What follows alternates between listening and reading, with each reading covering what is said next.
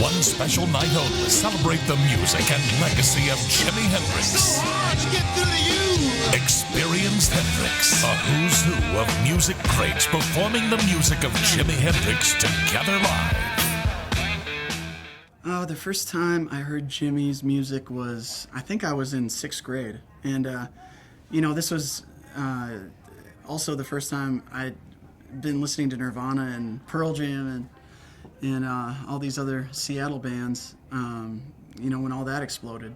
So, for whatever reason in my mind, those take up the same era for me. Like, Jimi's music it might as well have just come out then for me, So, it was cool. It was among the most memorable,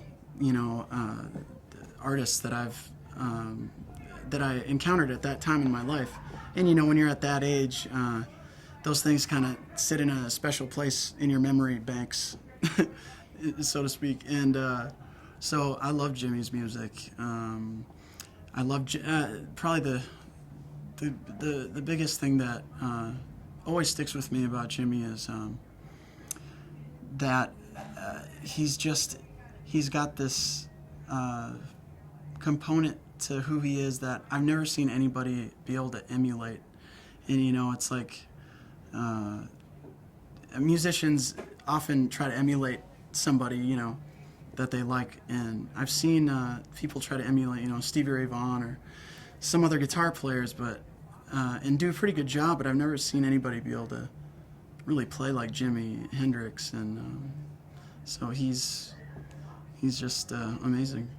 The one thing that I've maybe been able to successfully glean from Jimi's guitar playing is his recklessness. He's and I've always said this about Buddy Guy as well. And strangely enough, Buddy was one of Jimi's favorite guitar players. And but Jimi has this. I don't know. It's just recklessness. He's just constantly, on the edge and flying by the seat of his pants, and obviously not thinking about the next thing he's going to do. But yet, it all falls together at the last possible moment in the most beautiful way. And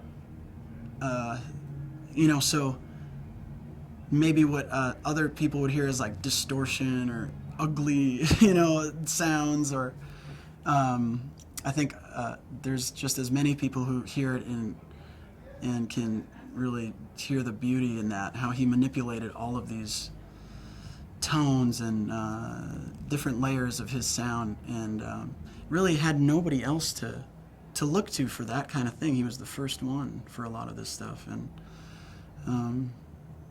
it's one of the reasons I think he's quite possibly the greatest guitar player of our time.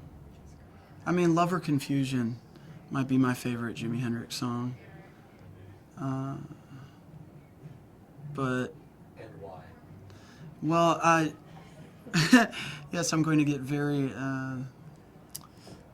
talk sophisticatedly about his his music. I don't know if I can do that, but I think what I like about that song the most is the melodies in the song.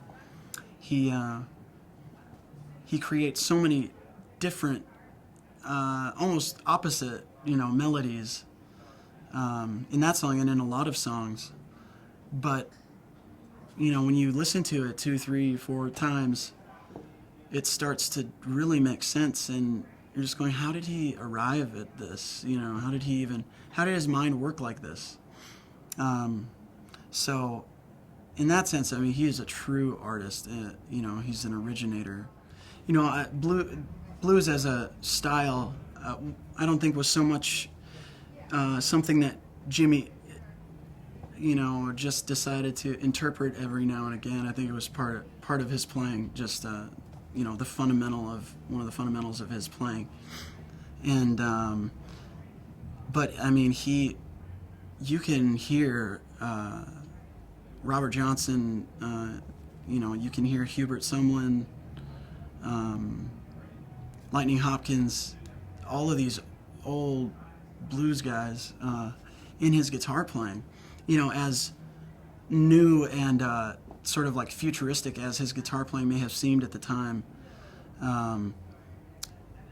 it still really brings you back to like Delta guitar, Delta blues guitar, and which is my favorite aspect, I think, of his playing. Like when he does stuff like "Hear My Train Comin'," or when it's just him sitting down playing these Delta blues songs or Delta blues parts.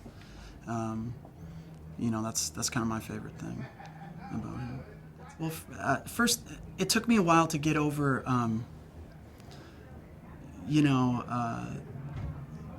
being okay with the fact that I'm not going to do this Jimi Hendrix song justice.